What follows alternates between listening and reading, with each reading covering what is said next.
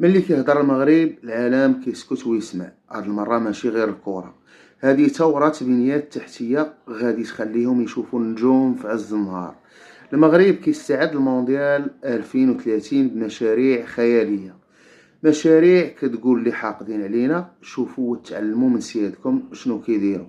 حنا ما كنحلموش، حنا كنطبقوا في الواقع. المشروع الاول هو تمديد خط البراق تي جي في.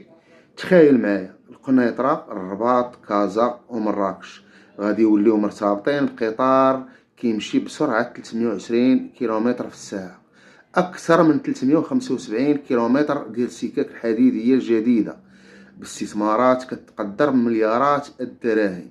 هاد القطار ماشي غير حديد، هذه رسالة السرعة، كتمحي المسافات وكتخلي المغرب هو القوة الضاربة والوحيدة في إفريقيا اللي عندها هاد التكنولوجيا والقدرة التنظيمية. اللي باغي يلحق بينا يلبس صباطو ويجري، واخا عارفينو غير.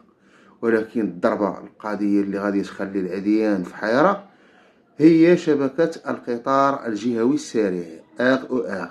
هذه ماشي خدمة عادية، هذه شبكة عنكبوتية عصرية غادي تربط كازا، الرباط وسلا ببعضياتها وبالملاعب المونديالية. مواصفات عالمية، دقة في المواعيد ورفاهية كتحسك باللي راك في قلب أوروبا ولا أحسن.